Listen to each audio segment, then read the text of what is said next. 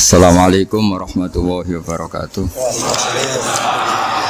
Bismillahirrahmanirrahim. Rabbi shrah li sadri wa yassir li amri wahlul 'uqdatam min lisani yafqahu qawli. Allahumma shalli wa sallim wa barik ala habibika Mustafa Muhammadin wa ala alihi wa sahbihi asma'in. Nama ba'du. Semua jajaran direksi dan komisaris Bank Mandiri yang saya hormati, utamanya Ibu Desi Wahyuni selaku pimpinan Semarang, Ibu Sulistriana selaku pimpinan Kudus, Bapak, dan di sini juga hadir Bapak Rosidi dari Mabes, Bapak Abdul Syakur dari Telkom, semua yang saya hormati. Ini kalau mempersiapkan ngaji kitab Kasyifatus Saja dikarang oleh Syekh Nawawi. Syekh Nawawi itu ulama top Indonesia yang hidup di Mekah, juga meninggal di Mekah. Dulu diantara kearifan buyut-buyut kami, leluhur kami, itu kalau cerita itu nggak apa-apa kamu mondok di Mekah di sana, tapi bawa pohon yang hidup di Indonesia. Jadi artinya bawa manhaj, metode dakwah yang bisa hidup di Indonesia. Ini penting kata Mbah Mun, karena wa ma arsalna min rasulin illa bilisani qaumi. Semua rasul diutus itu pasti sesuai kultur kaumnya. Saya punya sedikit cerita tentang kultur. Kultur itu nilai yang disepakati masyarakat, meskipun persepsi itu salah. Saya cerita sedikit tentang keunikan kultur. Nabi Yunus itu nabi. Di mana-mana nabi itu mengajak ke tauhid, ajaran yang benar ini. Dan dulu nabi itu nggak punya polisi, nggak punya densus, jadi nggak bisa nabi nyuruh yang nggak setuju tangkap, itu nggak bisa. Tapi punya Tuhan. Jadi kalau yang tidak percaya dakwahnya itu ancamannya adab. Dulu itu nggak ada polisi, nggak ada pengadilan, sehingga kalau ada kesalahan itu ancamannya itu akan turun apa? Adab, siksa itu. Sekarang kan kalau kita jadi pemimpin kan agak enak itu, punya keamanan, punya macam-macam lah. Singkat cerita, sudah dakwah sekian tahun itu umatnya nggak percaya kalau beliau seorang nabi bahwa ajaran tauhid itu benar. Akhirnya cerita ini terkenal sekali, mungkin beberapa terputus ya, tapi terputus cerita ini saya ceritakan secara lengkap. Terus beliau cerita, ini waktu sudah lama saya dakwah, sudah lama saya sosialisasi itu tentang kebenaran, Anda tetap nggak iman ini 3 hari lagi pasti ada adab. 3 hari ada adab itu delalah masyarakatnya tuh kepikiran, jangan-jangan iya itu. Nah, ketika jangan-jangan iya itu diintip, rumahnya Nabi Yunus itu diintip, ya agak aneh. Diintip delalah orangnya nggak ada itu. Kalau Quran bahasakan abaqo itu minggat itu pergi nggak pamit. Itu bahasanya abaqo itu minggat. Meskipun kita tidak mungkin membahasakan Nabi itu minggat, tapi dibahasakan tindakan kan tidak mungkin karena nggak pamit itu. Jadi harus dibahasakan minggat itu. Quran sendiri bahasakan abaqo. Nah, cara berpikir masyarakat gini, kalau kampung ini mau dibalik sama Allah, mau ada adab, logikanya yang tahu akan ada adab itu pasti sudah pergi. Padahal Nabi Yunus pergi ini bukan karena takut adab, mangkel. Seniai suwi gagal seminggat ya kan gitu. Jadi ada kiai minggat itu ya ada dalilnya, karena dulu tuh kalau mangkel itu suami yang mangkel istri itu ya harus minggat, istri ya harus minggat. Dulu itu ya boleh, maksudnya boleh itu ya kalau darurat ya minggat sedikit lah, ada nggak apa-apa. Nah, Nabi Yunus itu minggat tadi abaqo itu kalau dalam bahasa Arab pergi nggak pamit ya. Kalau orang Jawa bilang minggat. Kalau itu sebenarnya saking mangkelnya, saking emosinya, beliau akhirnya meninggalkan kaumnya tanpa pamit. Tapi kaumnya itu menjadi tahu bahwa ini serius Yunus. Buktinya dia agak berani di kampung, berarti mau ada adab betul itu. Dan efek positif dari teori itu, teori kultur tadi, kalau ada adab pasti dia pertama yang lari. Kayak dukun itu, kenapa kita tidak percaya dukun nomor itu? Itu kan paling yang minta nomor dulu ada SDSB itu, forecast itu kan paling salam template-nya kan 100.000. Padahal dulu forecast itu berapa? Kalau menang kan miliaran ya, juta. Itu untuk kultur kita agak percaya dukun kan, ngapain ngumpulin uang 100.000 kalau dia tahu nomornya kan mendingan tombok sendiri gitu. Itu kan. Jadi orang itu mesti punya teori umum untuk membenarkan sesuatu atau membohongkan itu. Akhirnya umatnya Nabi Yunus itu iman. Iman itu artinya percaya kalau ini tidak main-main. Buktinya Nabi Yunus gak berani di situ. Akhirnya mereka tobat. Saat itu juga mereka wiridan di lapangan. Terus semua kesalahannya diselesaikan. Sampai ada rumah yang sudah dibangun permanen karena di tanah tetangga dirobohkan saat itu juga. Bahkan ada batu yang dulu nyuri. Satu dua batu yang dulu hasil nyuri saat itu juga dirobohkan, dikembalikan sama penghuni. Hari itu semua kedoliman diselesaikan. Ini penting saya utarakan, jadi tobat itu tidak hanya istighfar. Kalau istighfar ribet, tobatnya orang punya utang terus istighfar gitu kan ribet. Kan ribet itu. Ada punya utang terus minta maaf itu kan ribet itu. Harus diselesaikan itu. Tobat diterima sama Allah. Batas akhir finish dari harusnya ada adab, misalnya Senin, Selasa, Rebu, harusnya Rebu itu sudah kena adab, ternyata Rebu itu tidak kena adab. Nabi Yunus sebetulnya juga penasaran kampungnya itu kena adab tidak, dilihat dari jauh ternyata tidak, tambah kecewa dia gitu. Wah ini saya kalau pulang pasti dibunuh karena saya ada pembohong. Di masyarakat situ ada aturan siapa yang bohong dibunuh, padahal Nabi Yunus ngumumkan nanti Rebu ada adab. Kira-kira gitu. Ternyata Rebu itu udah ada adab, makanya dia sudah di batas kampung kembali minggat lagi karena nanti pulang pasti dibunuh karena dia ada kebohong.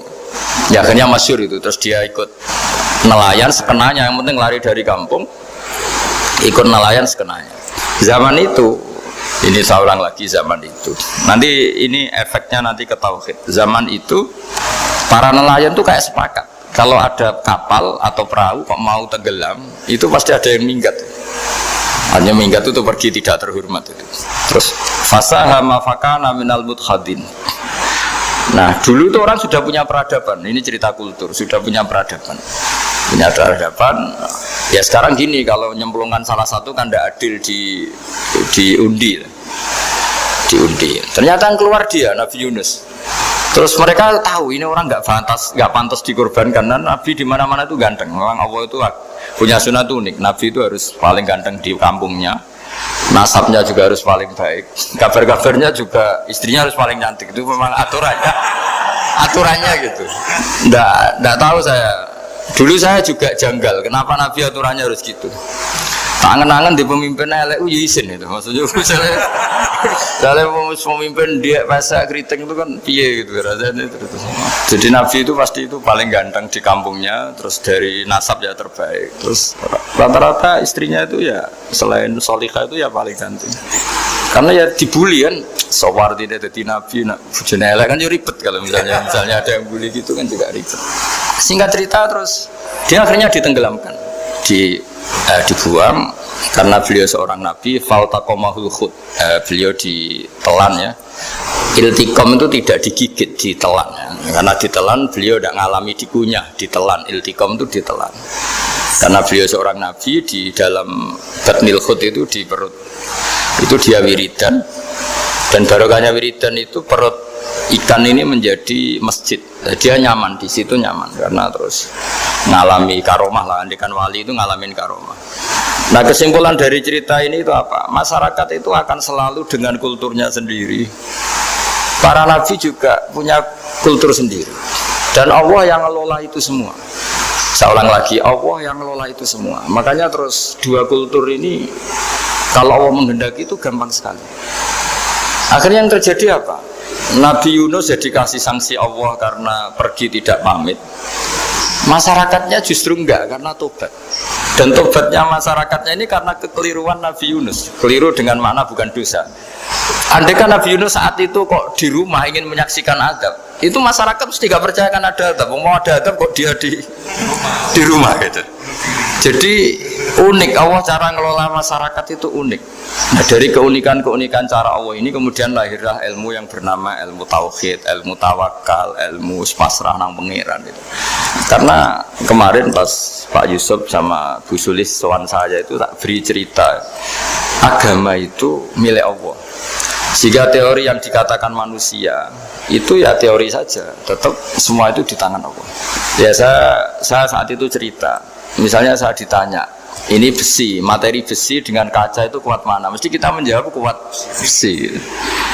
Tapi saya yang mengendalikan besi dan kaca. Ternyata saya punya merencanakan menghancurkan besi, menetapkan kaca ini tak simpan, akhirnya puluhan tahun. Yang ini saya rencanakan saya hancurkan itu. Andai kan si yang menjawab tadi tahu rencana saya mesti kuat bilang kuat kaca. Gitu. Makanya contoh paling gampang tadi, dinosaurus itu hewan paling kuat malah musnah itu. Pitik yang nggak kuat sampai sekarang. Gitu. Karena Allah bikin dinosaurus itu punya rencana dihancurkan itu. Sementara ayam enggak lah, gue rame-rame dunia gitu. Sehingga ya sudah. Nah, agama itu seperti itu. Agama itu sesuai rencana Tuhan. Sehingga ini cerita Nabi. Sehingga Nabi itu kadang nggak tahu bedanya antara sesuatu yang punya data, punya perangkat-perangkat untuk menuju A misalnya. Itu nggak tahu bedanya. Jadi kalau Nabi ditanya misalnya gini, onta itu lahir dari betinanya, dari indukannya bisa, ya bisa. Lahir dari batu, jawabnya ya bisa. Kalau dia seorang nabi pasti jawab bisa. Kalau nabi loh ya, bukan direktur mandiri, nabi. Itu mesti jawabnya bisa. Jadi kalau nabi ditanya, mata air itu keluar dari bumi kedalaman 7 meter, bisa. Keluar dari sini, dari meja, jawabannya ya bisa. Karena nabi itu saking dekatnya Allah, tahu betul bahwa perangkat di dunia ini tidak bisa mendikte Allah. Semua itu kehendak Allah. Logika yang terbangun nabi itu sebenarnya gampang ya. Kalau kita teliti itu hanya gampang itu, sesuatu yang benar itu pasti bisa dijelaskan secara gampang. Nah ini ngaji tauhid biar tidak terlalu berteori terus. Karena kalau saya cerita uang pinter jenengan, dan saya tidak ingin pinter tentang uang. Tak beri contoh. Nah ini supaya nanti kalau sampean suatu saat meninggal ketemu mungkar nakir itu tahu cara menghadapi. Nanti tak warai tekniknya, warai tekniknya, bocorannya tadi. Makanya ada cerita agama ini baik sekali. Orang bocorkan ujian nasional itu kriminal, bisa ditangkap parositi. Tapi agama ini pertanyaan mungkar nakir dibocorkan semua kiai, itu nggak ditangkap sama mungkar nakir. Harusnya kan rugi karena ini pertanyaan. Tapi semua kiai kan sudah membocorkan. Nanti pertanyaannya di kuburan itu man rabbuka, Tuhanmu siapa, agamamu apa. Itu kan sudah dibocorkan. Tapi itu nggak dianggap kriminal. Sementara kita sekolah SD, sekolah SMP bocorkan soal itu dianggap kriminal. Padahal harusnya boleh. Maksudnya kalau menuruti teori itu harusnya boleh kan. Mau pertanyaan mungkar nakir saja dibocorkan kan. Ya, tapi kan nggak ada itu. Harusnya boleh. Tapi kan terus jadi nggak ujian kalau dibocorkan itu. Aneh agama ini begitu baik. Pertanyaan yang taruhannya surga neraka saja dibocorkan. Kurang apanya baiknya agama ini? Pertanyaan sepenting itu dibocorkan dan kiai-kiai nggak ditangkap sama mungkar nakir ya udah itu aja. Saya ulang lagi ya supaya kita ingat fitrah salimah. Soal Anda modern monggo lah, tapi saya sebagai kiai akan ngajari kalian tentang fitrah salimah. Jadi kalau kamu itu benar-benar beragama, ini misalnya kertas, ini lempengan baja. Kalau kamu beragama kalau ditanya kuat mana, ya terserah jenengan. Karena bisa saja kertas ini aku punya niat tak simpan di arsip nasional. Baja ini tak niatkan, tak luluhkan, tak hancurkan. Sehingga kalau kita ngomong ya secara materi harus ditambahi, secara materi kuat gajah ya Allah. Tapi secara substansi jenengan ya terserah jenengan monggo. Nah, di sini yang mulai orang lupa itu karena selalu menjawab pasti kuat gajah. Kata pasti ini yang akhirnya orang menghilangkan teori beragama. Berdasar logika aja. Berdasar logika. Nah, akhirnya para nabi, para wali itu ditanya.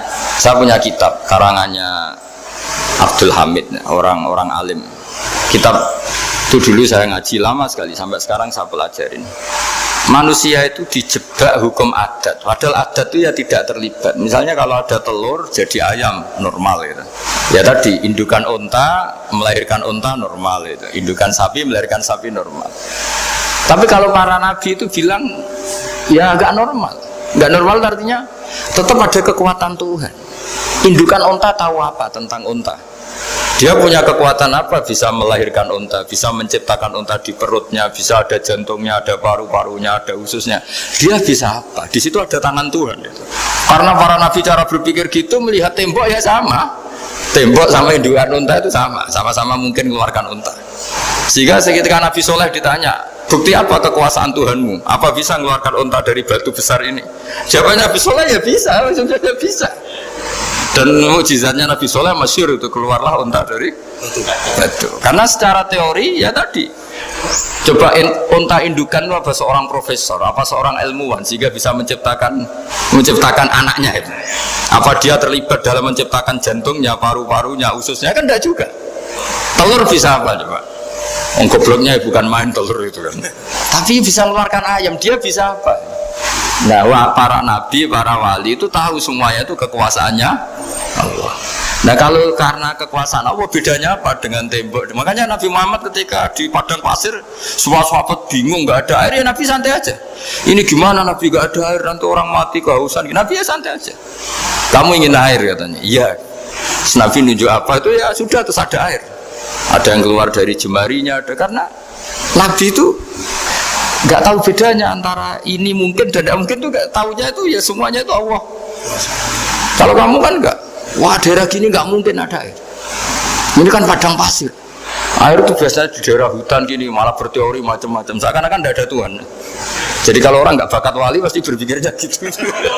Makanya nggak wali-wali itu memang nggak bakat, karena itu kan artinya menafikan kekuasaannya Allah kan. Seakan-akan Allah tidak mampu bikin air di situ. Tapi kalau Nabi santai aja. Makanya Nabi Ibrahim ketika mau dibakar ya santai aja. Menurut beliau api bisa apa? Jadi itu meskipun hukum adat dia selalu berjalan. Normalnya api yang membakar, di padang pasir normalnya ya nggak ada air, normalnya batu ya nggak mengeluarkan unta. Tapi kamu jangan terjebak oleh keseharian yang Anda lihat. Tetap di balik itu ada kekuasaannya Allah Subhanahu wa Ta'ala. Nah, ini yang namanya iman. Dengan iman seperti itu nanti ketika kita mati itu ya santai saja. Ketika kita hidup ya tidak tahu oksigen itu apa masuk ke tubuh kita, sistemnya kayak apa, jantung kita ada ikut bikin, paru-paru kita. Artinya zaman kita hidup pun sebenarnya kita tidak bisa ngelola kehidupan, itu tidak bisa. Nah kalau sama nggak bisa, nanti setelah mati juga tidak bisa. Ya sudah, ketika kita hidup yang ngelola juga Allah, ketika mati juga yang ngelola. Bedanya apa? Nah, ini di sini terus kita dilatih inna sholati wa nusuki wa mahyaya wa mamati lillahi rabbil alamin. Tapi kenapa kita ragu terhadap kehidupan setelah kematian? Karena ketika kita hidup seakan-akan kita tahu cara hidup. Makanya Allah itu tersinggung betul ketika ada orang merasa bisa ngelola cara hidupnya. Makanya kata Allah, kalau gojlok orang-orang yang kepedean itu, kalau kamu top, mbok jangan mati. Itu falaula in kuntum ghairu madinin tarji'unaha in kuntum shadiqin. Kalau kamu merasa top itu jangan mati. Di mana-mana mati itu tidak top. Falaula idza balaghatil khulqum wa antum khina idzin tanzurun. Mbok ketika nyawa kamu sudah sampai kerongkongan, kamu tarik lagi supaya kamu tidak mati. Mati itu tidak top. Katanya kamu top kok. Mati. Jangan mati, kalau top itu jangan mati, jangan miskin, jangan tua, jangan jadi jelek, pokoknya top terus gitu. Itu digosel sama Allah. Tapi orang itu lupa bahwa, nah ketika sehat begini kita seakan-akan ngelola kehidupan. Nah gara-gara merasa ngelola seakan-akan kalau mati lalu saya gimana ya kalau mati? Di kuburan ngapain ya? Terus kantornya gimana, kerjanya di mana? Ya tidak usah begitu. Pentingnya tauhid. Orang dilatih berpikir al-khalqul awal. Afa'ayina bil khalqil awal. Kalau dalam bahasa Yasin disebut kul yuhihal ladzi ansha'aha awwala marrah. Jadi agama itu orang dilatih membayangkan pertama hubungan kita dengan Allah. Misalnya manusia pertama itu siapa? Adam. Adam bisa berpikir, bisa berlogika, bisa jalan-jalan, bisa macam-macam. Tapi andaikan Anda jadi Nabi Adam, mesti melihat kekuasaannya Allah itu begitu nyata. Karena saya materinya dari tanah, ternyata saya bisa berpikir. Betapa kudrohnya Allah, kekuasaan Allah, tanah yang benda mati bisa berpikir. Sekarang jadi saya. Sehingga ketemu, kira-kira Nabi Adam kalau ketemu tanah itu ya, kalau mau maksiat, wah ini tanah ini pasti komplain. Nah di sini pentingnya beragama. Sehingga ketika Rasulullah ngendikan, jika kamu memperbanyak sholat, maka tanah-tanah ini bersaksi terhadap sholat kamu. Jika kamu maksiat, juga tanah-tanah ini menjadi saksi pemberat. Itu kamu tidak jagal sama sekali, karena manusia pertama yang bernama Adam yang bisa berpikir itu materinya dari tanah. Jika kita tidak jagal ketika tanah disetatuskan bisa bersaksi. Tapi setelah kamu berpikir tanah itu bisa dicangkul, bisa dijadikan berhala, dijadikan kendi, dijadikan macam, seakan-akan tanah itu ya benda yang tidak penting. Tapi Nabi itu beda dengan kalian. Nabi tahu betul tanah ini makhluk Allah yang bisa berpikir.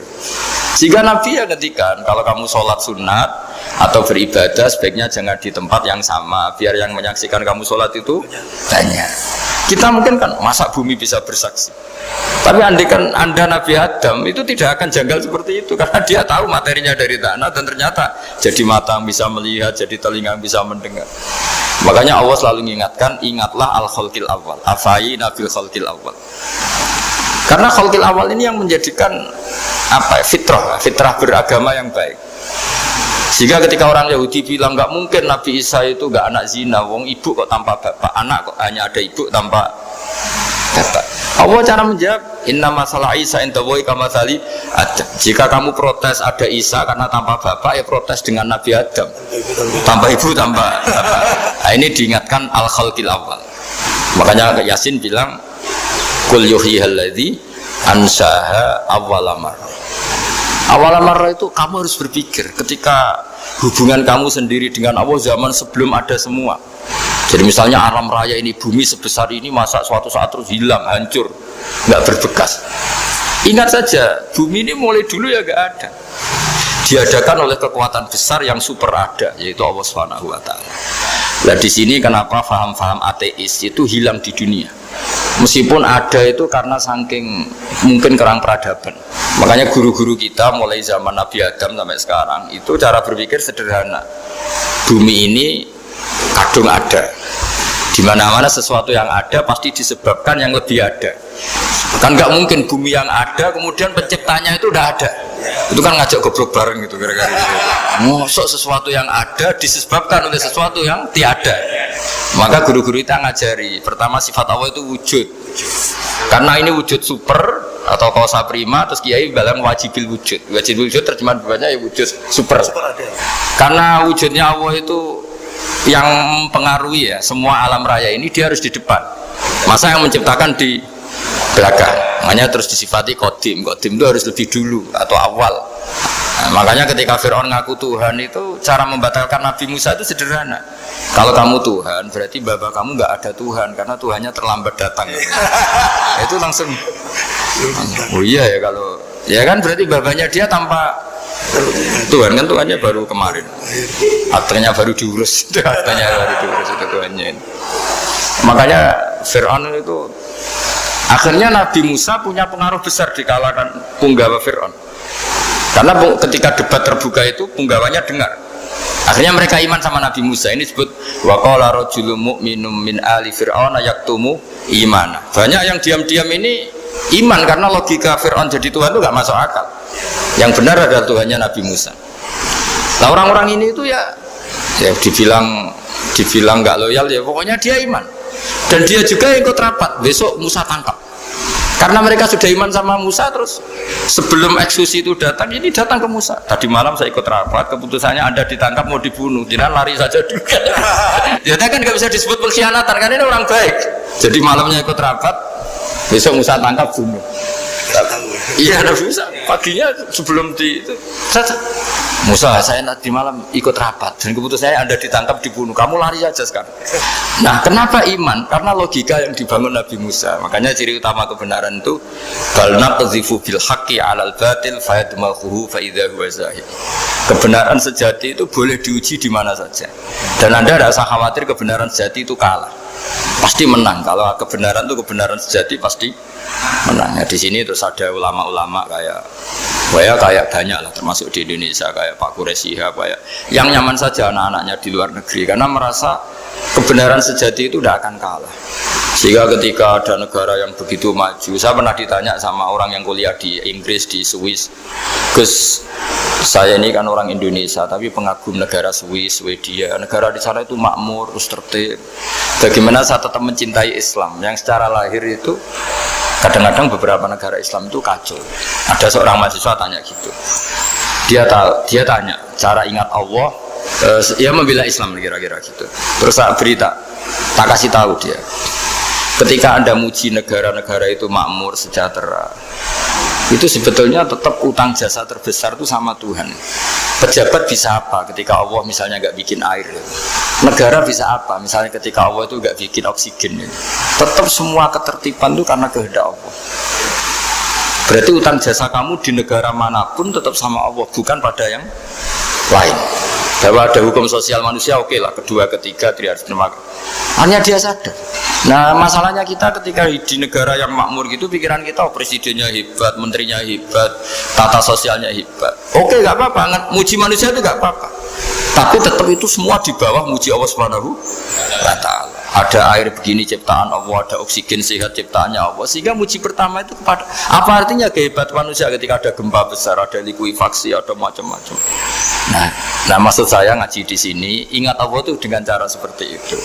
Sehingga ketika kita hidup di negara manapun ya utang jasa pertama pikiran kita sama Allah Subhanahu wa Ta'ala. Tapi kalau enggak, kamu terjebak hukum adat tadi. Di mana-mana ayam itu yang mengeluarkan telur, telur mengeluarkan ayam. Nggak bisa batu ini mengeluarkan ayam. Keliru kamu. Ketika ayam mengeluarkan telur, memangnya ayam itu bisa? Apa dia berpikir sekolah dulu gimana ya cara punya telur? Kan tidak juga. Tidak bergerak juga. Apa ketika mata kamu bisa melihat terus kamu merencanakan gimana ya mata supaya bisa melihat? Ya tahu-tahu sudah melihat. Nah, di sini disebut afa'ayina bil khalqil awwal ansa'aha awalan marrah wa huwa alladhi yabda'ul khalqa tsumma yu'iduhu wa huwa ahwanu alaih. Allah selalu mengingatkan. Nah, iman yang baik itu iman yang seperti saya utarakan tadi. Kamu ingat kekuasaan Allah ketika belum ada apa-apa. Belum ada apa-apa ya Allah bikin manusia itu dari tanah, bikin ayam ya dari tanah, bikin sapi ya dari tanah. Bahkan semuanya dari ketiadaan. Nah, dengan iman seperti itu, nanti kalau kamu ngaji hadis, Nabi bisa mengeluarkan air dari apa? Dari jemarinya. Terus Nabi Ibrahim dibakar gak apa-apa. Nabi Soleh bisa mengeluarkan unta dari batu besar. Nabi Musa bisa menyibak laut hanya dengan tongkatnya. Itu semuanya kamu udah janggal. Karena tadi ingat bahwa kekuasaan Allah itu tidak terbatas. Itu cara iman yang benar. Sehingga nanti ketika kita mati juga gitu. Ketika kita hidup ya tidak bisa ngatur jantung kita, paru-paru kita. Pasti sama lah. Setelah kita mati juga tidak bisa ngatur. Yang hanya ngatur Allah Subhanahu wa Ta'ala. Hidup kita dalam kendali Allah, mati kita dalam kendali Allah. Ya sudah, terus kita mati ya nyaman saja. Saking nyamannya itu orang-orang soleh kalau mati itu jarang berdoa. Bukan karena apa-apa. Kalau berdoa itu resikonya kan gini, mustajab dak ya, dikabulkan dak itu. Itu menjadikan setan punya peluang masuk, diganggu. Makanya ajarannya Nabi, mangkana akhiru kalamihi la ilaha illallah wa fi riwayatin Allah dakhalal jannah. Jadi kalau mau mati bersaksi saja, sudah ini enggak saatnya berdoa, saatnya bersaksi. Makanya hanya disuruh bilang Allah, Allah, Allah. Dan supaya ini menjadi akhir kalimat. Sehingga nanti keren lah. Ketika ketemu Allah, apa akhir kalimat kamu yang kamu lafadzkan? Allah, Allah. Jika di kitab-kitab diterangkan, ketika orang tua kamu mau mati sudah bilang Allah, jangan tanya catatan hutang di mana ya, tabungannya di mana ya. Terakhir jawab mandiri terus mati lah. Gak boleh ditanya lagi. Sekali ditanya nanti akhir kalimatnya mandiri. Itu gak boleh. Jadi sekali sudah bilang Allah, jangan ditanya lagi. Pak, tabungannya di bank mana? Gak boleh. Bahayanya sekali jawab mandiri terus mati berarti akhir kalimatnya itu ya mandiri. Makanya harus akhir. Jangan nanti statusnya itu mangkana akhiru kalami, memang akhir dari yang dikatakan itu kata Allah. Nah sebetulnya teks hadis itu la ilaha illallah. Ini pinternya Kiai Jawa. Lagi-lagi kembali ke kultur. Kiai Jawa itu kiai yang bisa modifikasi kultur. Sebetulnya kalimat hadis itu yang masyhur, itu yang populer itu la ilaha illallah. Tapi Kiai Jawa itu, dan itu ngikuti kitab-kitab Arab juga, kitab-kitab. La ilaha illallah itu resikonya tinggi karena di situ kan tiada Tuhan yang berhak disembah kecuali Allah. Ada kata la ilaha. Nah takutnya pas la ilaha sudah mati.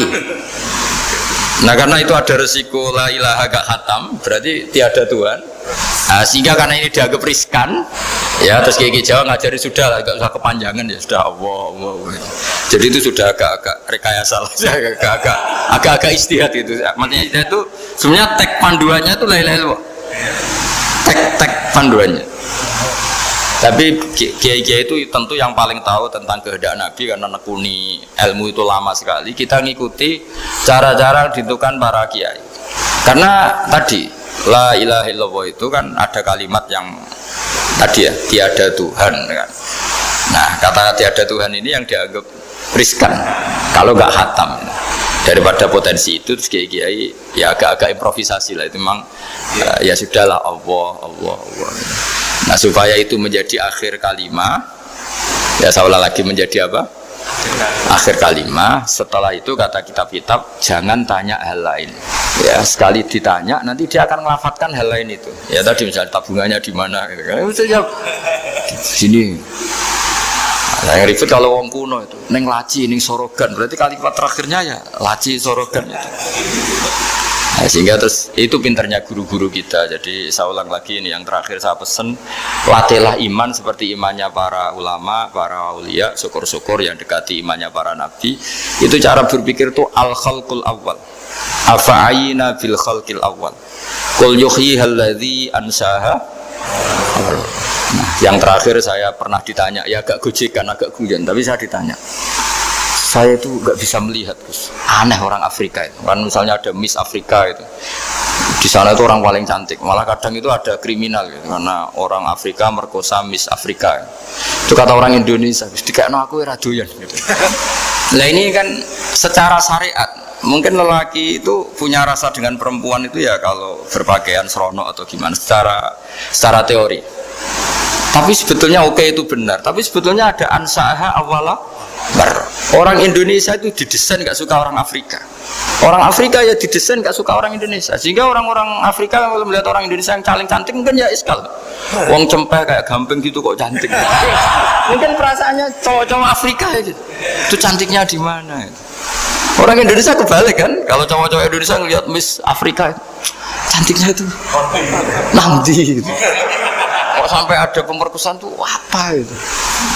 Nah itu menunjukkan Allah yang Maha Kuasa. Allah itu mendesain gennya orang sana. Beda dengan kita. Ya itu bukti bahwa Allah itu nggak bisa. Ya sudah semuanya itu Allah yang mendesain. Itu bukti bahwa manusia itu bisa apa di depan kau. Orang kayak Afrika kok disuruh bilang cantik, kita kan protes. Cantiknya di mana? Mungkin orang sana juga protes ke kita. Orang Jawa cempeh itu kok cantiknya dia. Itu orang-orang Indonesia kalau melihat bule cantik itu kan ketemukan janggal. Orang-orang Jogja, bule wayune nanti gitu. Kulitnya gitu kan sama mereka juga bilang kita mungkin seperti itu. Itu namanya didesain ansyaha awal apa? Mar, sudah memang desainnya seperti itu. Nah di sini supaya kita ingat. Nah, ingat bahwa hati juga gitu. Ketika kita cinta istri itu janggal betul kalau terjadi konflik. Tapi kalau sedang konflik itu janggal betul terjadi perdamaian. Nah, lagi mau ngangkel itu ya problem betul. Nah ini di sini pentingnya iman. Orang terus disuruh berdoa ya muqallibal qulub tsabit qalbi ala dini. Karena kita tidak tahu cara berpikir. Ada perempuan cantik sering merengut, pecintanya ya banyak. Dianggap pemikir serius. Tapi kalau baru gedeng namanya ya merengut, bukan pemikir. Orang senyum itu kita senang gitu. Tapi kalau baru gak senang, murahan guya-guyu. Itu jadi manusia itu unik. Hanya sama, tapi cara nganalisis beda. Tinggal sedang senang apa enggak. Lucu kan? Ada orang anteng di rumah itu kalau lagi seneng ya, oh itu anteng nggak banyak ngeluyur. Tapi baru nggak seneng, seneng ngomong ya mau nganggur. Gitu. Nah, itu kita tidak pernah tahu. Kita simpulkan apa itu tidak pernah. Makanya wisata pernah ada orang wisata datang ke sini tak nasihatin. Orang wisata itu kan seneng di kampung-kampung yang terbelakang gitu, melihat orang manusia pohon, melihat apa. Terus saya bilang, ya itu kan kasihan kan, masa manusia jadi objek. Bahkan bayangannya ya kalau mereka jadi modern jadi gak menarik kan. Padahal kita yang orang pendidikan kan inginnya mereka terentas lah dari kultur itu. Ya itu kan gak sambung kan. Yang satu bilang unik, masyarakatnya masih unik, masih naik-naik pohon. Tapi bagi orang pendidikan kan tersiksa kan. Ini bangsa kita, warga kita kok masih seperti itu. Makanya orang wisata itu nasihati, kamu kesana itu niat melihat apa niat mengentas? Kalau niat mengentas, tak jamin ada pahala. Enggak Gus, mau niat mengentas. Niatnya baru sekarang apa mulai dulu-dulu? Ya, baru sekarang. Ya ini cerita dari manusia itu semudah itu, Pak. Nah, setelah kamu ngaji ini, kamu tidak akan janggal terhadap kenapa Nabi itu begitu santai. Ketika tadi makanan misalnya satu wadah itu cukup untuk orang 300. Sampai Jabir yang ngundang Nabi kan hanya kambing kecil. Cukup orang 6. Ternyata Nabi ngajak orang 300 lebih. Tapi Nabi bilang ya sudah semuanya makan cukup. Kata-kata Nabi kan zaman dulu belum ada beras, belum ada Allah itu bisa kok mengenyangkan malaikat tanpa makan gitu. Susahnya apa mengenyangkan manusianya dengan nasi sedikit. Itu ya Nabi ya santai aja, semuanya kenyang santai. Ya itu iman-iman yang sudah benar-benar awal amarah sudah. Allah tidak harus terdikte oleh nasi. Kalau nasi sedikit harus cukup orang sedikit. Kalau banyak harus orang banyak. Allah tidak perlu kena aturan itu semua. Tidak perlu. Saya ini Tuhan kata kok kamu atur itu gimana? Tidak bisa. Ya Pak, kalau hanya ngaji ini insya Allah Anda setelah baca mukjizat, keramat itu tidak istilah. Ya saya kira demikian. Assalamualaikum warahmatullahi wabarakatuh. Ya ini masih ada waktu seperempat. Ini ijazah. Kalau ijazah nggak boleh tanya. Ijazah ini. Dan itu yang fotokopi lebih besar itu ijazah. Nggak tahu nanti ini MC-nya ini yang maklaran tanya jawab. Yang dia yang buka pertanyaan ya yang jawab. Ya kalau saya disuruh jawab dia itu siapa nyuruh saya kan nggak berakhlak namanya.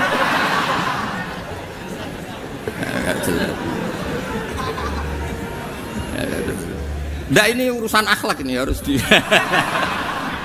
Akhlak karya mahal. Ya ini. Ya Pak Rektor ya, gak sopan kan kalau nyuruh gak sopan. Misalnya di UI Rektor aja gak berani nyuruh, ini orang gak jelas nyuruh. Yang berat nyuruh saya itu Mbah Mun karena guru saya, bapak saya. Alhamdulillah sudah wafat. Nah, sekarang orang-orang gak jelas mau nyuruh-nyuruh. Bener-bener tidak berakhlak ya. Tapi gak apa-apa, kalau itu kebutuhan umat ya gak apa-apa. Ya ini ijazah kan Anda sering dengar kalau orang baca surat Tabarok itu dapat kehormatan yang luar biasa. Di antaranya itu nanti malaikat mungkar nakir itu tidak berani mengadab Anda. Tapi resikonya semua riwayat itu apal Tabarok. Mau saya carikan yang kulhu belum ketemu. Kalau Tabarok kan agak panjang ya. Berapa itu? 2 halaman ya? 2 halaman lebih. 2 halaman lebih ya? 30. Sudah mikir kan kamu. Ya, saya baca yang tulisan besar-besar ini cerita riwayat. Ada orang fasik meninggal. Fasik itu ya agak-agak berdua itu ya meninggal. Meninggal karena protap. SOP-nya mungkar nakir itu kan pokoknya ketemu orang salah suruh mukul gitu aja. Pokoknya main pukul aja. Mungkar nakir itu hobinya mukul. Dia tidak punya hobi nyogati tamu. Memang dia nggak bisa hormat monggo didari itu nggak bisa. Malaikat itu kan sesuai tugas. Nggak bisa dia malaikat didalili fal yukrim doifahu terus ada tamu. Jenengan dari beki, monggo dari nggak bisa. Pokoknya disuruh mukul. Nah, pas mau dipukul itu, karena dia fasik berdua itu. Pas mau dipukul, ternyata dia itu hafal sholat Tabarok. Singkat cerita surat Tabarok terus menjelma jadi apalah, pokoknya menjelma jadi makhluk yang bisa bicara. Kamu mukul dia, berarti mukul saya. Wah ya saya tidak berani mukul kamu kan kita buah. Saya hanya mukul orang ini, ya tapi saya di dalamnya kalau mukul dia kena saya.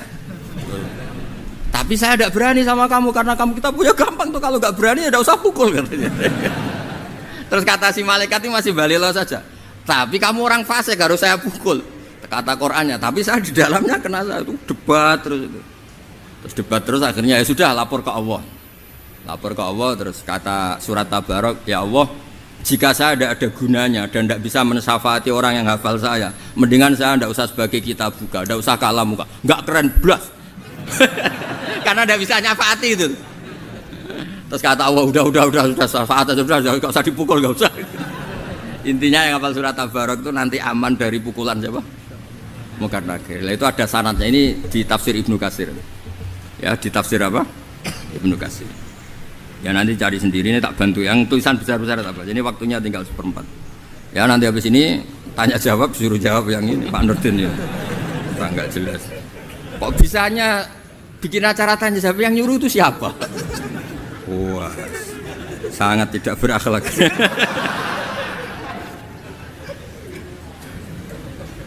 Pokoknya orang ini sudah ketemu malaikat, kemudian faqala laha innaki min kitabillah wa ana akrahu masa'ataki wa innila amliku laki wala lahu wala li nafsi daron. Terus terusnya walhasil fasfa'ila ini di sini memang domirnya muannas ya. Jadi kangkang atau yang ngaji di sini atau mbak-mbak yang ngaji beki itu bacanya muannas ya. Karena Quran itu ya kalau domir mudzakkar ini tak ajari. Kalau Anda baca Jalalain, kalau nazala pakai domir mudzakkar itu qauluhu ta'ala apa? Kalau domirnya apa? Mudzakkar. Tapi kalau domirnya mu'annas fanazalat maknanya ayat apa? Jalalain kan tidak konsisten kadang fanazala. Kalau muadzakar itu berarti qauluhu ta'ala apa ya? Kalau nazalat berarti ayat. Nah di sini itu pakai ayat, makanya dhamirnya muannas. Terusannya kan apa? Fasfa'ilah apa?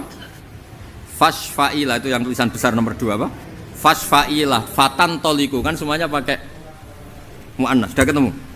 Yang itu, yang tulisan-tulisan besar itu yang mulai itu kan? Sudah ketemu? Sudah Mas Zarkasi itu yang pakai muannas kan? Fasfa'ilah terus fatan toliku. Ya Pak Rektor ya? Pakai muannas kan? Fasfa'ilah fatan toliku yang tulisan besar. Fatakulu ya kan pakai muannas juga kan? Ya Rabbi inna fulanan amida ilayya. Terus mim baini kitabik. Ya. Fata'allamani wa talani. Sudah ketemu? Yang tulisan besar itu. Sudah ketemu. Yang ini loh, yang mulai ini loh. Sudah ya. Afatuhrikuhu anta binnar wa tu'adzibuhu wa ana fi jawfi.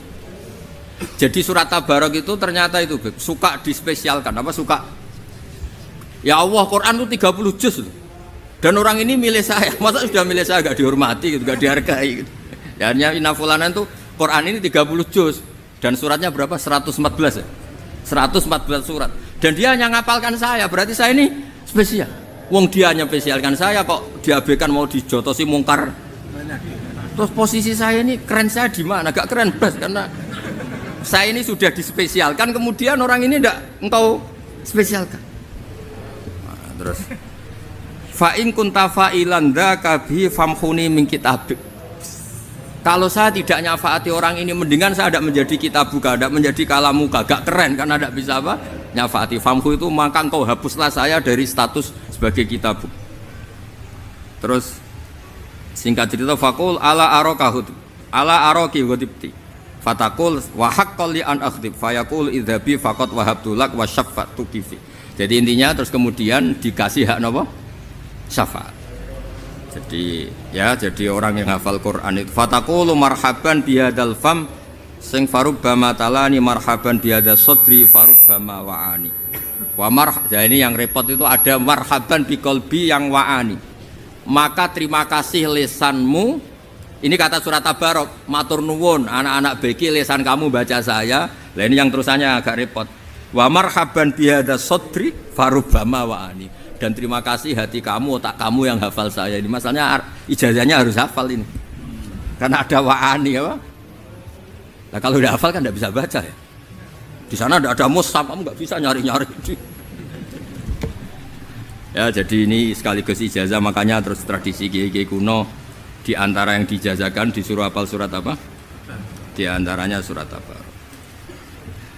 Terus kata Rasulullah SAW ketika cerita syafaatnya surat Tabarok ya, ketika cerita syafaatnya surat Tabarok, lawadittu annaha fi qalbi kulli insani min ummati. Saya suka sekali kalau semua umatku itu hafal surat apa? Tabarok.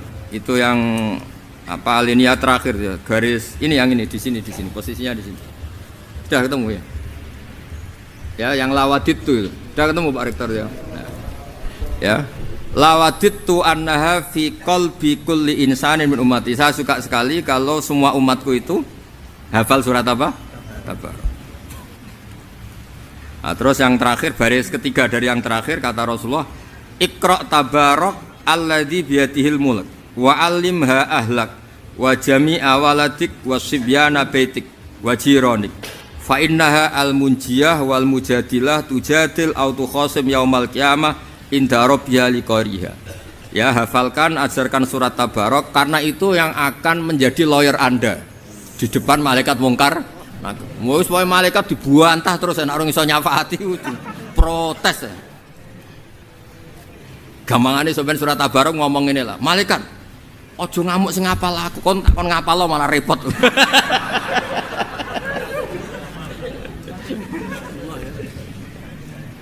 Itu kan ada guru tauhid yang ngajar tauhid di Madin. Kan ditanya malaikat, "Marabbuka man nabiyuka?" sak terus. Saya ini guru Madin, kamu tidak pernah ngajar, tanya yang biasa ngajar katanya. Wah, repot kena wali itu. Ya, jadi cerita-cerita mungkar nakir tanya formal itu sebetulnya tidak semuanya. Ada orang-orang yang enggak ditanya karena sudah hafal surat apa? tabarok. Makanya Nabi nyifati tabarok al-munjiyah, yang menyelamatkan, al-mujadilah, yang bela-bela kamu dan selalu bela sampai kamu selamat dari siksa. Terus qala Rasulullah sallallahu alaihi wasallam, diulang lagi, lawadit tu yaktine seneng sapa ingsun anna ing sak temene surat tabarok iku fi qalbi kulli muslimin fi qalbi kulli insanin, ing dalem atine saben-saben manusa min ummati saking umat ingsun. Ya ini bentuk penghormatan kula teng Habib Ali, Habib Husain, nggih Habib Quraisy dan ten keluarga mriki. Jadi ini orisinal, ini mudawan. Hanya mudawan itu satu sanad yang dibukukan. Ini yang pertama tadi di kitab Bukhari, sarah dari kitab Fathul Bari, yang ini dari kitab Tafsir Ibnu Katsir. Jadi sampean ora usah takok dhaif ta ora.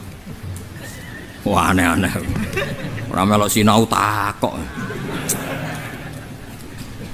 Ya mohon ngoten niki ngurusi tiang-tiang sing sul adab nih, monggo dua kali. Saya mungkin mau ngasih materi sekitar 30 menit, nanti tanya jawab yang benar-benar tentang agama, bukan keluhannya. Nanti kalau keluhan repot, karena sebagian keluhan itu memang harus terjadi. Misalnya istri ngomel karena ditinggal suami, itu istri normal. Kalau nggak ngomel malah nggak. Kurang servis ngomel ya normal. Kalau kurang servis kalau nggak ngomel namanya tidak. Saya ngomong serius itu sekitar 30 menit begini. Jadi Khalilur Rahman Nabi wa Ibrahim alaihi itu tahu bahwa namanya manusia itu pasti meninggal. Karena manusia itu pasti meninggal, dia berdoa, ya Allah, saya nggak rela kalau kemudian tidak ada orang yang meneruskan dakwah saya. Saya ulang lagi ya, saya tidak rela ya Allah kalau kemudian tidak ada orang yang meneruskan dakwah. Karena ketakutan akan kelangsungan orang-orang yang dakwah itu Allah, dakwah berjuang di jalan Allah. Beliau berdoa.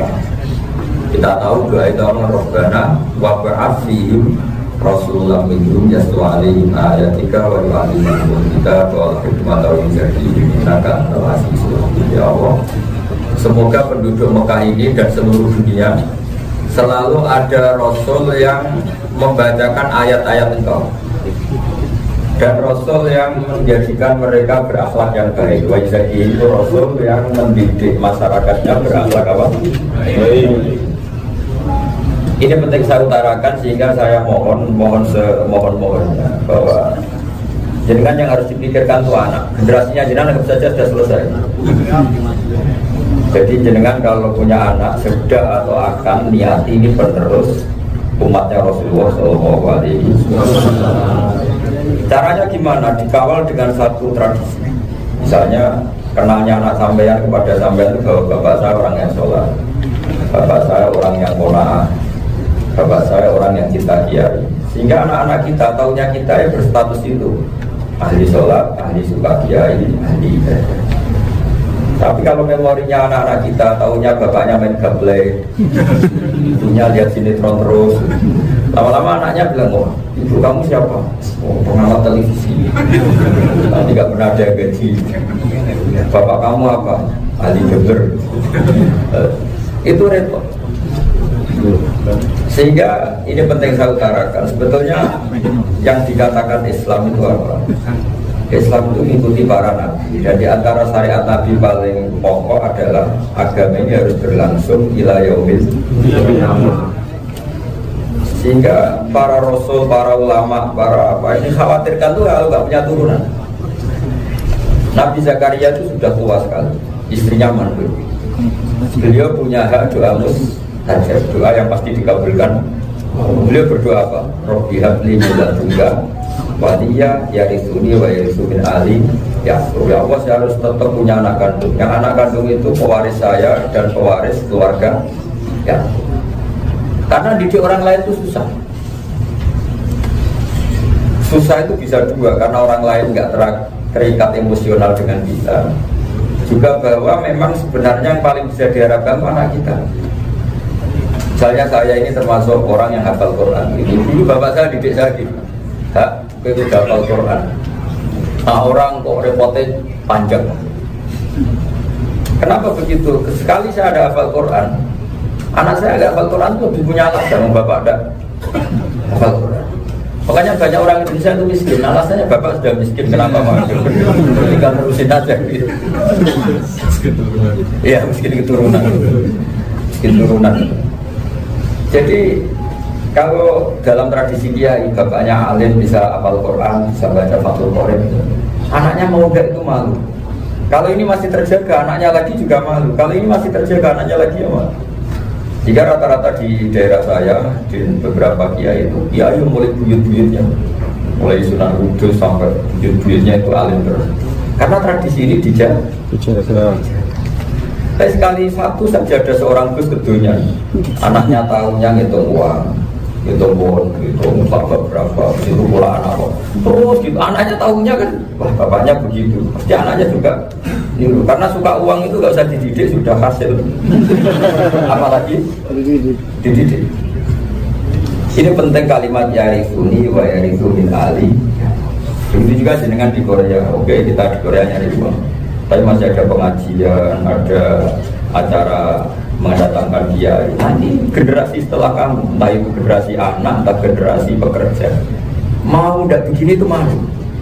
Karena dikawiti atau dimulai dengan seperti ini. Dan insya Allah ini termasuk mansan sunatan hasanatan falu ajwa wa ajman amilat dia ila yaumil ya. Jadi ada semua bikin satu sunnah yang baik, yaitu meskipun nyari uang di perantauan tetap bangun mas. Nanti generasi setelah kamu malu. Masa generasi ini bangun masjid, setelah itu terus ini digadekan jadi apa? Ribar. Waktu yang komplain. Padahal generasi seniornya dari bar menjadi mas. Ini harus kita kawal. Jadi ngawal agama itu tidak boleh memikirkan satu generasi, tapi generasi berikutnya ila yaumil qiyamah. Sehingga para ulama dulu itu kerja sama TNI, utamanya di Angkatan Darat, itu mati-matian melawan komunis, bukan melawan secara teori saja, tapi diundangkan bahwa negara Indonesia itu tidak berpaham. Akhirnya apa? Paham-paham yang salah itu tidak legal di Indonesia. Alhamdulillah, dikawal lewat pengajian supaya orang iman la ilaha illallah Muhammadur Rasulullah. Juga dikawal konstitusi karena Indonesia tidak menerima paham komunis. Sehingga pikiran yang aneh-aneh itu tersingkir. Nah ini yang dimaksud dalam ayat di juz 26, wa ja'alaha kalimatam baqiyatan fi'at. Nabi Ibrahim itu siapa? Nabi yang menjadikan kalimat tauhid itu kalimat yang abadi, kalimatam baqiyah. Baqiyah maknanya sesuatu yang abadi. Fi aqibihi, di keturunan Ibrahim. Ada keturunan genetik yaitu anak cucu Ibrahim, termasuk utamanya Rasulullah Muhammad SAW. Ada anak Sabah. Anak sahabat juga sampai bahwa sampai ke Nabi Ibrahim, tapi berakidah menirukan Nabi Ibrahim. Maka saya mohon pekerja-pekerja di Korea ini, kalau bapaknya ada yang namanya Karlan ya, tenang saja kamu. Karena nasab Anda nanti tidak ada gunanya. Nanti setelah di kuburan nasab Anda keren. Kita diajarin para kiai, guru-guru kita kemarin, kalau ditanya Marok buka, jawabannya siapa? Allah. Waman Nabiuka Muhammad. Tapi kalau ditanya waman abuka, siapa bapak kamu? Ibrahim. Alhamdulillah. Keren kan? Dan mungkar nakir itu tidak orang kasut bukan. Tenang masuk ke anak Ibrahim. Seorang ini kok. Nah, kenapa kita semua diakui sebagai anak Nabi Ibrahim? Karena kita penerus ajaran tauhid. Maka disebut di Quran wajahidu fillahi haqqa jihadi wajtabakum wa ma ja'ala 'alaikum fid-dini min haraj. Agama Islam itu agama apa? Millata abikum Ibrahim. Ya. Jadi agama ini berstatus apa? Millata abikum Ibrahim. Itu maknanya apa? Agama ini agama bapak-bapak kalian. Bapak kalian itu siapa? Ibrahim. Maka kalau kamu nasabnya gak keren, gak anak kiai, juga gak anak habib, gak anak Surya, juga gak anak Banser. Karena Banser juga gak bisa diandalin. Segarang-garangnya Banser ngadepi mungkar nakir berani gak? Pucet ya? Padahal garangnya kalau ngawal kiai kayak gitu. Nanti kalau yang mau salaman sama kiai mungkar nakir tuntas ya. Ini pentingnya. Nah, caranya ngawal kalimat tauhid gimana? Satu dengan akal. Dan itu yang diajarkan kiai-kiai dengan ilmu namanya ilmu kalam. Jadi kalau di pesantren itu ada ilmu namanya ilmu apa? Kalam atau ilmu tauhid atau ilmu logika. Ini penting saya ajarkan ke kalian supaya tauhidnya tambah. Ilmu logika itu dimulai dari pembenaran secara akal. Saya tidak akan bosan-bosan ngomong ini sampai saya meninggal. Yaitu tadi misalnya bumi ini kadung wujud, di mana-mana sesuatu yang wujud pasti disebabkan oleh sesuatu yang wujud. Masa sesuatu yang wujud disebabkan oleh ketiadaan atau nihilisme. Kalau bumi kadung wujud pasti penyebabnya sesuatu yang wujud. Karena wujud penyebab berarti harus berstatus super. Nah super ini oleh bahasa agama disebut wajibul wujud. Sehingga pertama kali kita masih kecil ngaji di musola-musola, kiai ngajari kita apa sifatnya Allah Ta'ala wujud. Nah, kenapa wujud? Ya bumi kadung wujud. Kalau bumi kadung wujud, penyebabnya harus wujud. Nah karena dia penyebab harus berstatus wujud kita, harus lebih awal wujudnya. Masa ada bumi dulu, terus Allahnya datang kemudian? Kan aneh. Masa penyebab datang? Masa ada kebakaran dulu baru apinya datang? Bukan jadi utak aneh. Karena wujud hitam. Karena dia superior, dia super. Ciri khas barang super itu apa? Enggak terkalahkan, tidak terkalahkan. Maka bersifat bakok. Bakok itu dan seterusnya. Sehingga Quran itu menerangkan tauhid itu gampang sekali. Sehingga orang paling kafir sekalipun itu kalau diterangkan Quran banyak yang iman, padahal dari kafir. Apalagi sampai mulai kecil sudah Islam. Cuma dididik suka uang itu yang menjadi. Tapi alhamdulillah barokahnya iman masih mikir apa mas? Dulu itu Nabi kalau menerangkan tauhid ini saya punya ilmu-ilmu ringan yang diajarkan Nabi. Maka agama itu ringan. Yuridu bikumul. Jadi agama ini ringan. Logikanya juga ringan, tapi gak terbantahkan. Ringan tapi gak terbantahkan. Kata Rasulullah SAW, orang kafir Mekah itu Tuhannya banyak. Logikanya mereka berpikir, ya Muhammad kalau urusan kita banyak, problem kita banyak, ya Tuhannya harus banyak. Masa problem kita banyak, Tuhannya satu, tidak cukup mas. Ya kan, utang kamu banyak, kasusnya banyak kan, yang bermacam-macam. Jadi istri, tetangga, mertua, saudara, teman, khianat, macam-macam. Namanya di dunia problemnya kan belum yang ilegal, tambah banyak lagi problemnya. Wah di seluruh dunia maksudnya ada anak sampean, semua orang punya masalah macam-macam. Sehingga orang Arab jahiliyah itu mirip orang Cina, kalau masalahnya banyak, dewanya. Oke itu cara berpikir mereka. Rasulullah secara sabar memberi satu pengertian.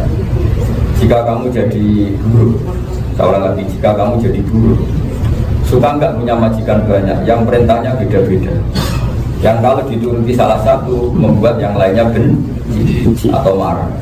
Pokoknya ada enak Muhammad, kalau majikannya banyak repot, kita melayani orang banyak. Kanjeng Nabi beri satu pengertian, Tuhan kamu adalah sayyidukum, majikan kamu. Jika Tuhan itu banyak, berarti majikan kamu banyak. Perintahnya beda-beda, keputusannya beda. Yang Tuhan satu memutuskan pekerja Korea surga semua karena bikin masjid. Yang satu enggak, neraka semua karena berangkatnya Korea broken. Yang Tuhan ketiga ditangguhkan dulu. Di mana menempatkannya ditangguhkan? Ya di neraka dulu. Yang satu enggak, di surga dulu emperannya. Jadi debat terus kan. Terus mereka berpikir, iya ya kalau punya majikan banyak pasti perintahnya banyak dan tidak ketemu titik temu. Akhirnya mereka bilang ya sudah mak, Tuhannya satu aja. Akhirnya mulai diterima konsep satu. Kemudian mereka itu masih menyembah berhala. Menyembah berhala itu yang menyembah berhala betul. Berhala itu ya patung yang dipahat, atau kalau orang sini serangannya bilang apa? Kalau orang Islam sembahyang kok tidak ada apa? Tidak ada patungnya. Itu patung ya. Itu mereka begini. Kata Rasulullah begini.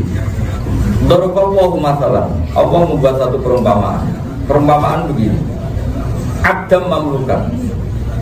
Itu ada dua ayat yang tentang ini. Mau nggak kamu punya budak pembantu yang abkam itu tuli, nggak bisa ngomong abkam itu ya bisu, nggak bisa ngomong asom, apa. Mau nggak kamu punya pembantu, kemudian dia itu tuli atau idiot, layak berdiri ala syai'in, yang tidak punya kemampuan melakukan sesuatu. Terus wahwa kalun ala maula, budak ini, pembantu ini adanya hanya merepotkan. Pembantu, Allah membuat satu analogi. Analogi itu kias atau kiasan. Mau nggak sampean punya pembantu, nyewa pembantu yang dia itu bisu, tuli, idiot mau. Kalau mandi ya mandikan, kalau makan bisu. Pokoknya merepotkan. Wahwa kalun alam, mau dia merepotkan majikannya. Ya tidak mau mat, kalau pembantu gitu buang aja. Korea digaji nggak kira-kira kalau ada pembantu gitu? Enggak. Akhirnya terus mereka mikir. Lah iya, orang nggak bisa apa-apa saja nggak sah jadi pembantu, apalagi jadi Tuhan, malah tidak sah. Coba berhala kamu yang kamu sembah itu, kalau kotor yang bersih siapa? Ya kita. Kalau hidungnya agak putung yang ngelem siapa? Ya kita. Kalau retak yang nambal siapa? Ya kita. Andaikan manusia seperti itu jadi pembantu saja tidak sah. Tapi berhala seperti itu malah kamu jadikan Tuhan. Jadi pembantu saja nggak sah, apalagi jadi Tuhan. Akhirnya mereka terbangun akalnya. Oh iya, berarti kita ini nggak benar. Masa menuhankan sesuatu yang kita jadi repot karena Tuhan itu. Karena Tuhan itu kan yang bikin solusi, bukan yang bikin masalah. Nah, itu. Jadi logika yang dibangun Rasulullah SAW itu logika yang permanen. Sehingga kita ini semua disebut pemuja Allah. Yang dikatakan pemuja, hamid itu mana pemuja? Tentu sesuatunya layak dipuja. Sesuatu yang layak dipuja itu yang apa? Yang super, yaitu namun Allah Subhanahu wa ta'ala. Dia qadim, zat yang pertama, dia gak pernah mati, dia gak pernah tidur, gak pernah makan, dia menciptakan langit bumi. Maka zat ini yang paling layak dipuja. Jadi kita pemuja, yang kita puja juga layak dipuja. Karena bagaimana mungkin kita memuja sesuatu, misalnya patung yang kita ciptakan sendiri, bisa patah, bisa hancur dan merepotkan. Nah, tauhid seperti ini itu dibangun Nabi Ibrahim, diteruskan utamanya oleh Rasulullah SAW, terus kita teruskan sampai sekarang. Jadi utamanya tauhid itu kalau bisa jangan dikawal negara, tapi dikawal hati masing-masing, akal masing-masing. Sopor-sopor di backup negara. Seperti Indonesia itu mau backup karena menolak hal-hal komunis. Tapi apa artinya negara membackup kalau ulama-ulama tidak mengawal tauhid? Tetap orang akan berpikir sesuai khayalnya masing-masing, sesuai urapannya masing-masing. Kayak ada orang mau pergi, pas sampai pergi itu ceblok. Itu ini alamat dulu. Ya ceblok memang dia ada hati-hati aja tuh. Tapi diartikan apa? Apes. Masih ada punya keyakinan gitu. Yang apes itu ceceknya karena jatuh. Tapi kita ketipu, kitanya yang akan yang karena apes siapa? Ya cicaknya karena harusnya diamati aja secara rasional. Tidak kamu boleh hati-hati. Makanya jatuh, kasihan anak istri kamu. Ini penting saya utarakan. Jadi tauhid itu namanya dikawal oleh nurani masing-masing, oleh hati masing-masing. Nah, caranya mengawal gimana? Lewat logika yang dibangun Nabi, yang diwariskan para ulama. Sehingga dulu itu ada orang namanya Jubair bin Mut'im bin Adi, berarti Mut'imnya itu orangnya cerdas dan tahu. Ketika datang ke Rasulullah karena untuk negosiasi tawanan perang Badar, terus pas baca surat waktu kita Masdur. Di antara ayat itu Allah membuat satu pertanyaan yang menantang. Jadi di antara khasnya Islam itu memang menantang argumentasi. Di antara pertanyaannya gini, kata Allah, nggak apa-apa saya ada Tuhan, tapi buktikan kalau yang kamu Tuhankan itu benar-benar sebagai Tuhan. Caranya gimana, kata Allah? Aruni madza khalaqu minal ardi am lahum syirkun fis samawati. Coba tunjukkan reputasi Tuhan kamu. Apakah ketika bumi saya ciptakan ikut bantu? Coba misalnya kita tahu Yesus lahir di mana? Bumi. Berarti bumi sama Yesus dulu mana? Bumi. Masa yang dituhani lebih dulu? Fir'aun juga gitu, kumau luhur merasa Tuhan. Oh itu meletenya apa sih Fir'aun? Kumau melete. Ketika Nabi Musa dakwah ke situ, Nabi Musa ditanya, wa ma rabbul alamin, Tuhan kamu itu siapa? Nabi Musa jawab Rabbus samawati wal ardi, yang nuhani langit dan bumi. Kata Fir'aun, setahu saya di bumi itu hanya saya. Soal kemungkinan Tuhan Anda di langit, terus Haman dipanggil, Haman, kamu kan arsitektur, coba bikinkan piramida yang tinggi. Sama melihat Tuhannya Musa. Paling di sana tidak ada. Ada kan dia naik betul kan berarti betul Tuhan nggak terlihat. Paling dia tetap kemuluhur, nggak ada apa, nggak ada apa. Tapi yang mematikan argumentasi Fir'aun itu malah sesuatu yang sederhana. Terus kata Musa, gini saja, Tuhanku adalah yang menuhani kamu dan nenek moyang kamu. Rabbukum wa rabbu abaikumul awwalin. Itu punggawa-punggawanya Fir'aun langsung iman semua. Karena mereka sadar. Iya, Fir'aun punya bapak, punya mbah, punya buyut. Kalau dia Tuhan, bapaknya Tuhannya siapa? Ini Tuhan kok datang terlambat. Itu namanya logika. Karena kalau nuruti keinginan Fir'aun ingin membuktikan Tuhan di langit, kira-kira nanti Fir'aun melihat Allah enggak? Enggak kan? Karena Allah itu tidak bisa dilihat oleh mata-mata yang zaman di dunia. Tapi dilogikakan, Rabbukum wa rabbu abaikumul awwalin. Fir'aun pernah bali tanda? Pernah kan? Tuhan kok latihan jalan. Tuhan kok meler kan gitu. Tuhan kok membelah kan pusing. Penjelasannya kan pusing. Tuhan kok ada ulang tahun, ada tahun kelahirannya. Terus mereka mikir, iya kalau Fir'aun Tuhan, bapaknya Tuhannya siapa, mbahnya siapa, buyutnya siapa? Karena Tuhannya datang terlambat. Makanya terbanyak waqala rajulun mu'minun min ali fir'aun yaktumu imana. Akhirnya banyak orang iman tapi menutupi imannya karena takut Fir'aun. Tapi sudah tertanam iman. Karena apa? Dengan logika maka tolong agama ini pertama dibantu dengan akal yang sehat. Nah, termasuk sampean ini akalnya waras semua. Betul. Meskipun suka uang, tapi sadar. Boleh duit ramas di suge, suargone ramas di urun masjid ada yang benar-benar urun uang dan urun fisik ikut sholat. Ada yang saya punya teman banyak yang sebagian yang masih fase. Kalau ada orang yang mau masjid, Gus lagi mau masjid tapi berikan keramik.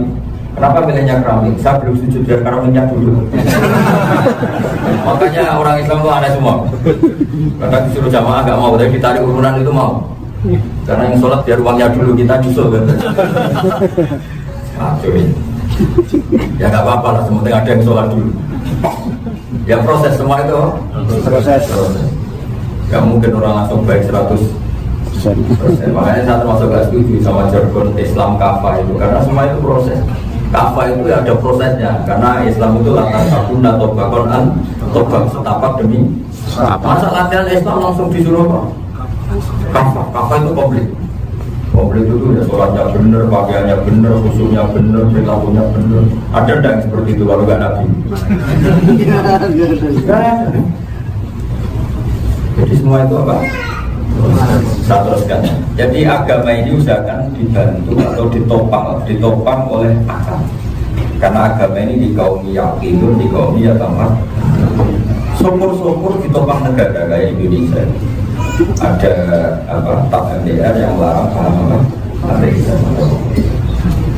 Syukur-syukur ditopang oleh kultur. Kayak dengan ini menciptakan satu kultur. Kerja di Korea, di negara orang, tapi bikin masjid, bikin komunitas ngaji. Jika orang setelah Anda misalnya jaringan pulang, meskipun nggak jadi kiainya di Korea, karena di sana sayangnya banyak. Siap-siap nggak jadi Dewan Syuro ya. Di sini bisa bergelar imam besar ya. Dewan Syuro. Di sana ada Gusmus, ya. Akhir, ada keluarga Bunter. Nah, utamanya ada keluarga Sarang Lirboyo, kira-kira tuntas. Maka sebelum tuntas nikmatilah jadi mufti di sini. Makanya mumpung di sini itu sekeren-kerennya jadi apa? Ustaz. Makanya mohon lah ya, ustaznya tuh dicucuk dihormati. Kesempatan apa? Setelah pulang ini tidak tahu saya. Malah tadi saya dapat cerita pernah di sini di Warsuro pulang ngurmat kambing. Saya sampai nangis tadi mulai perjalanan dari mana tadi? Al-Hidayah. Masih tahu diceritain pernah ada di Warsuro sekarang pulang itu. Tapi menurut Islam nggak masalah.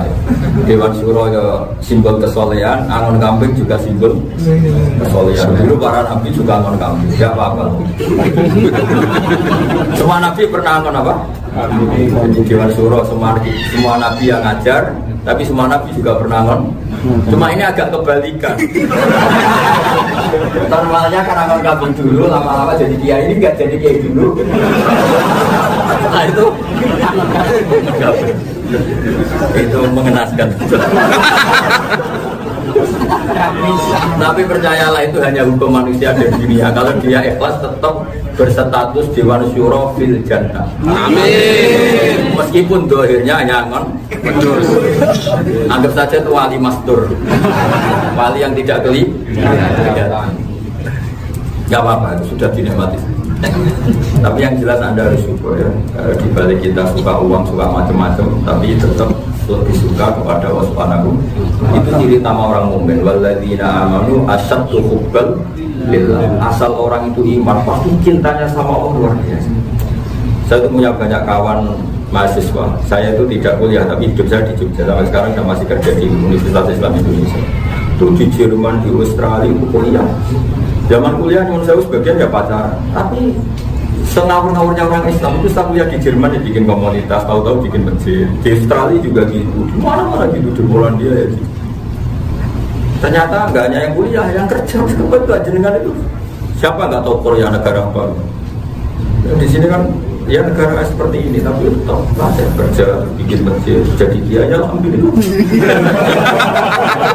Tapi saya mohon Mas, kerennya bukan karena jadi kiai, karena ngurus agamanya Allah. Kayaknya kalau umur jadi kiainya terbatas ya. Tahu kan? Ada SK-nya ya? 5 tahun 10 bulan. Itu aja kalau masih di sini, setelah pulang nggak tahu ya nasibnya ya.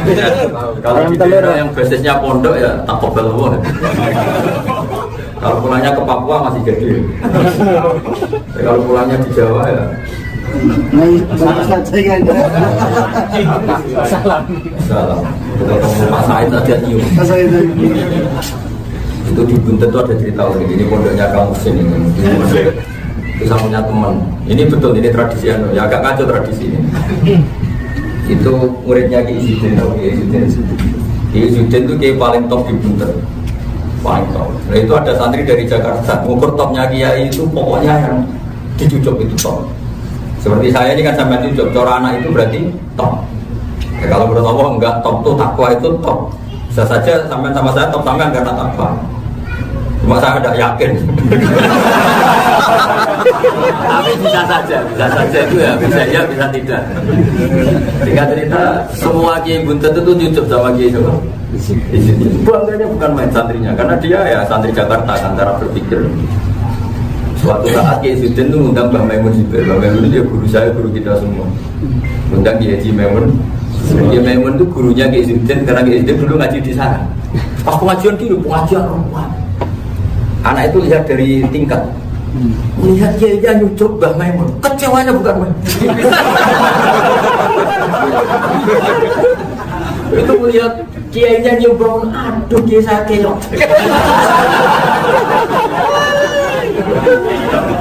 Karena kebanggaan dia mondok di situ, karena semua Kiai Buntet itu nyucuk.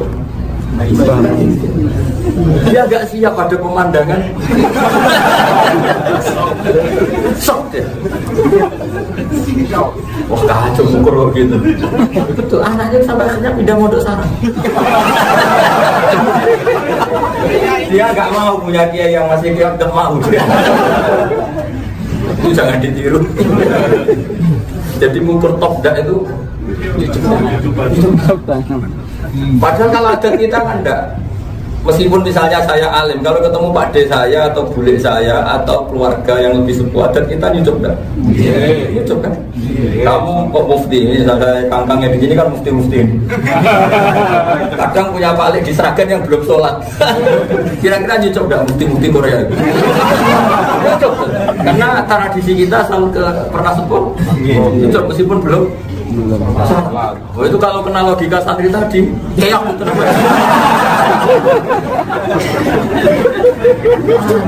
Kiai saya apa?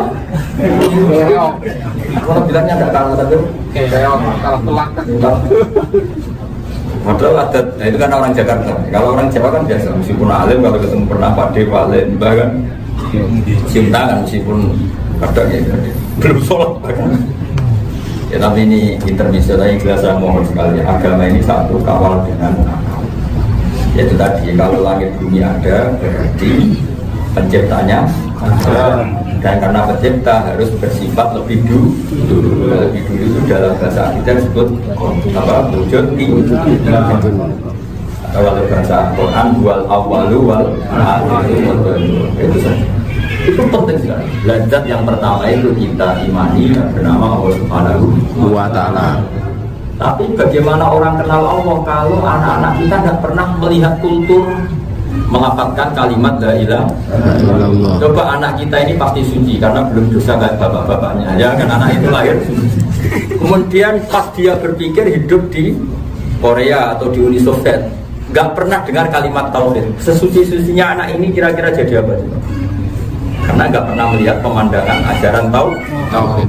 Kenapa anak-anak kita di Indonesia lalu tauhid? Karena baru lahir diazani. Pertama kalimat yang dia dengar kalimat adzan atau kalimat tauhid. Nanti pertama dia bangun ada acara selamatan, bacanya juga kalimat. Kalau habis maghrib dipetai ngaji ke musola juga diperkenalkan kalimat. Meskipun bapaknya gak ikut ngaji ini profesinya. Ayo nak ngaji dong ngaji. Bapak sewanten muangan dulu TV. Kopi ngerokok. Mana yang narang ngerokok? Itu agak ajaran yang gimana? Dikatakan ajaran sesat nyuruh anaknya ngaji. Dikatakan ajaran bener bapaknya ada ikut. Coba itu gimana itu? Coba ditanyakan ke MUI itu gimana? Ajaran apa itu? Ajaran ya. Nah. Kalau Habib Umar ajaran ya. Nah. Tapi kan ada yang nanya, ada benernya nyuruh ngaji. Berarti bener separuh. Pas ya, impas. Banyak yang gitu. Ya semua ya kalau. Kalau tidak keluarga kiai kayaknya kelakuannya sama seperti itu. Jadi agama ini dikawal dengan akal. Makanya ada pepatah ad-dinu wal akal. Akal itu penting. Akal itu ya liqaumi yaqilun, liqaumi yatafakkarun. Karena bisa dilogika. Masa langit yang sedasar ini, bumi yang secanggih ini, kemudian nggak ada penciptanya, diciptakan oleh kebetulan. Ya pokoknya tahu-tahu ada, tahu-tahu ada gimana? Sesuatu kok nggak ada penyebab. Jadi nanti kita gobok terus, ada kebakaran, tahu-tahu kebakaran. Penyebabnya apa ya? Tahu-tahu. Kenapa kamu jenggotan ya? Tahu-tahu.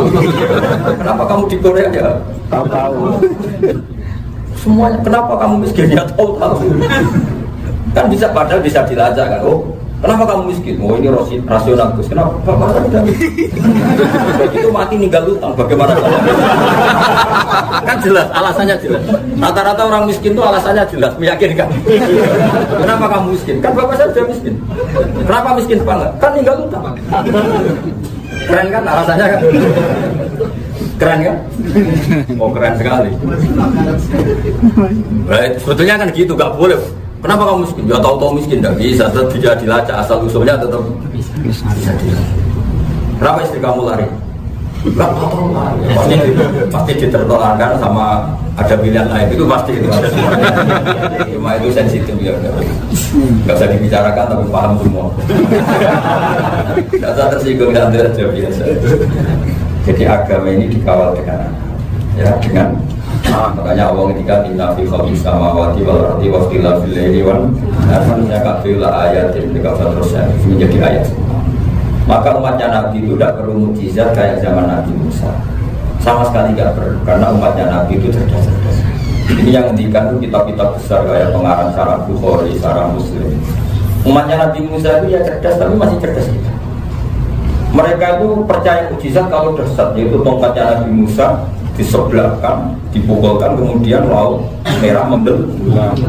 Wah, hebat. Itu gak bisa seperti ini. Terus iman, karena kagum. Nabi Soleh punya mukjizat, unta keluar dari batu besar. Wow, keren. Kita ada bisa. Ya, kita ada. Pertanyaannya adalah, memangnya unta yang biasa lewat itu, yang kadang kamu sembelih, manusia sekarang bisa bikin? Enggak kan? Memangnya nyamuk yang sering sampai jeblek itu kita bisa bikin, enggak kan? Saya berkali-kali cerita sejak ngaji, bikin nyamuk itu susahnya banget. Mendingan bikin gajah. Saya disuruh bikin patung gajah itu masih sanggup. Kalau disuruh bikin patung nyamuk, nggak usah bakat nyawa, patungnya saja. Padahal nyamuk itu punya alat kelamin. Coba seberapa? Alat kelaminnya punya urat ya kan? Terus uratnya? Nyamuk punya jantung, jantungnya punya kuman, kumannya punya cacing, punya jantung, ya punya cacing. Makanya Allah itu mencotokkan kudrohnya, kemampuannya justru tidak cerita gajah. Inna wahala yastahi ayat riba masalah ma. Allah itu tidak malu bikin satu perumpamaan itu apa?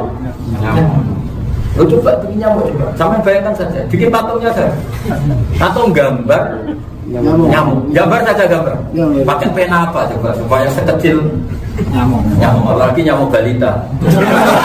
Biasanya bukan main.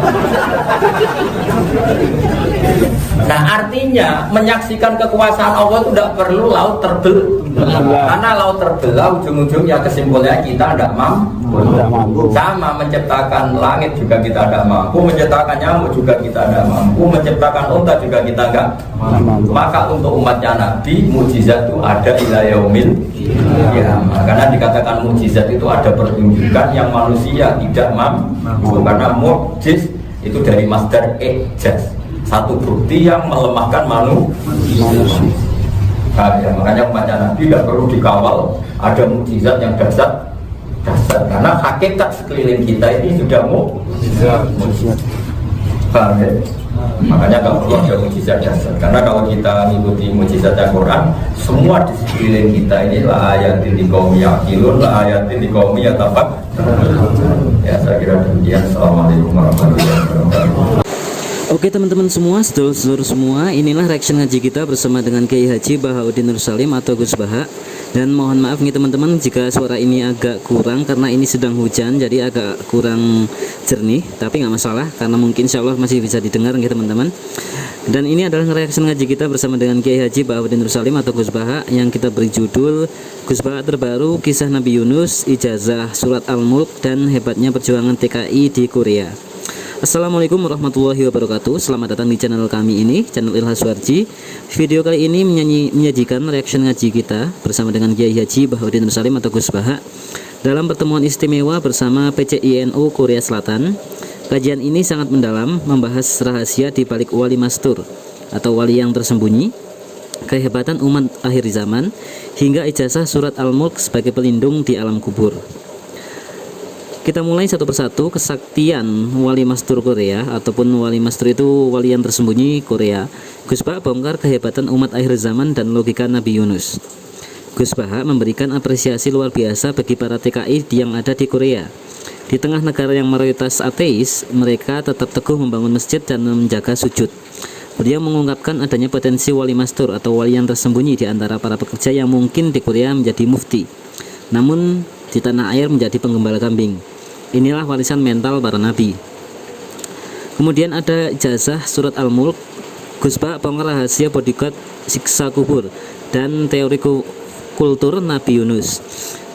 Adapun ijazah surat Al-Mulk atau surat Tabarok dari Gus Baha, yaitu dapatkan ijazah khusus dari surat Al-Mulk ini mengenai kehebatan Al-Mulk ini atau surat Tabarok ini. Bagi siapa saja yang menghafal atau mengamalkannya, surat ini akan menjadi bodyguard, menjadi penjaga yang melarang malaikat untuk menyiksa orang tersebut atau orang yang menghafal surat Al-Mulk tersebut di alam kubur.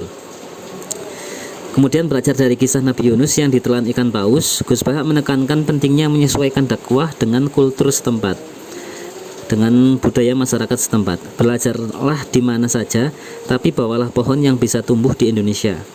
Beliau juga membahas tentang bocoran soal mungkar mangkir atau ijazah talqin sebagai bukti indahnya agama Islam yang ada di Indonesia ini.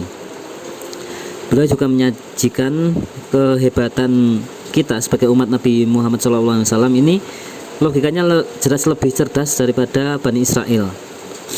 Apa rahasianya? Rahasia umat akhir zaman dan kesaktian Wali Mastur. Mengapa umat Rasulullah Muhammad SAW lebih hebat dari Bani Israel? Gus Bah membedah logika tauhid yang tajam. Umat akhir zaman jauh lebih cerdas karena mampu beriman melalui logika akal sehat atau akal yang bayinah, tanpa perlu menuntut mukjizat fisik seperti halnya umat Nabi Musa alaihissalam. Bahkan keislaman kita bisa lebih kuat dari malaikat karena kita percaya tanpa melihat langsung surga dan neraka. Dan yang terakhir, pesan untuk orang tua. Gus Bah mengingatkan agar kita menjadikan anak kita sebagai prioritas utama.